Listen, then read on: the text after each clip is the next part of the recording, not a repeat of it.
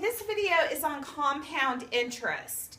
There's two ways to figure compound interest. You can fill in a table, which is very time consuming and has a lot of calculations, or you can use a formula. And I'm going to show you in this video both of those methods. So Ralph deposits $200 each year and earns an annual rate of 5% compounded annually. So this is actually 5.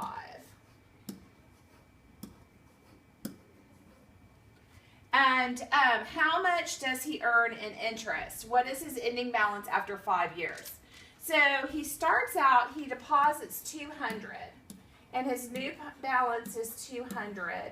And then the interest on $200 is $10, and so his ending balance is $210. And this is by doing the principal times the time times the interest rate, and that gives you the ending balance. So then for the second year, he'll be starting with that amount, $210, and he'll add $200, and so he'll have $410 times 5%, and that would be $20.50. And so that total amount would be $430.50.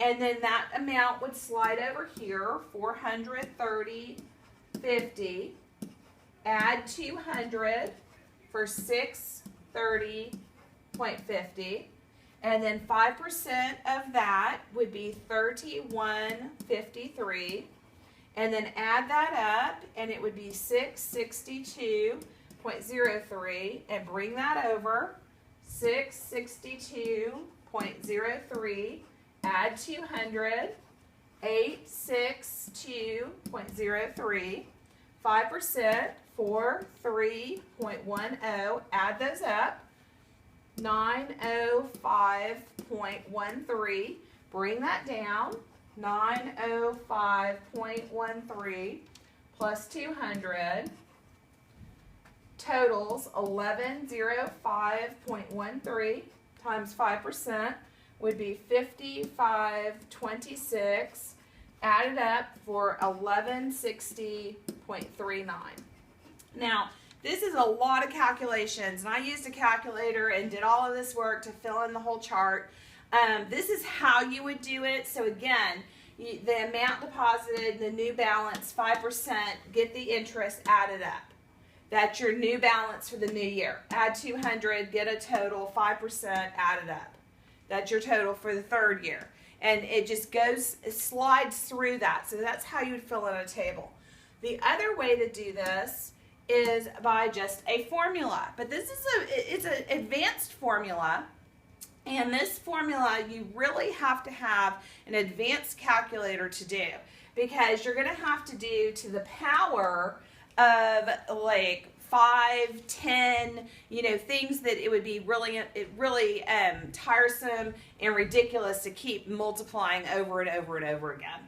So the formula reads like this: amount earned, A, is equal to the principal, the amount that you start with, times parentheses 1 plus the rate, the interest rate, and that would be as a decimal, and close parentheses, to the power of time, because it's time that really is the key factor in how this money grows, is how long it's there. So let's see how the formula is put into action. It says Jose has $1,000 he deposits into an account that pays 5% compounded annually. So it tells you it's compounded, so you know you have to use this formula.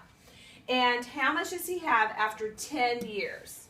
Okay, so amount earned is 1,000, 1 plus the interest rate as a decimal, times the power of 10. So that's like 1.05 times 1.05 times 1.05, 10 times. So this gives you the A equals, and the 1,000 is the principal. So it's the total amount that you would have. You don't have to take this and add it to the principal. That's already included in.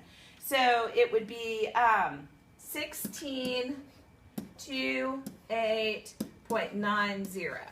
And so this is if he took $1,000 after 10 years with the interest compounding, not adding any, before we did adding as you go. This is without adding as you go. This is the end amount. So the interest would be this amount to the 10th power, but then times the 1,000 gives you the total amount. So I hope this formula isn't too confusing and you see where all the numbers go and how you use it.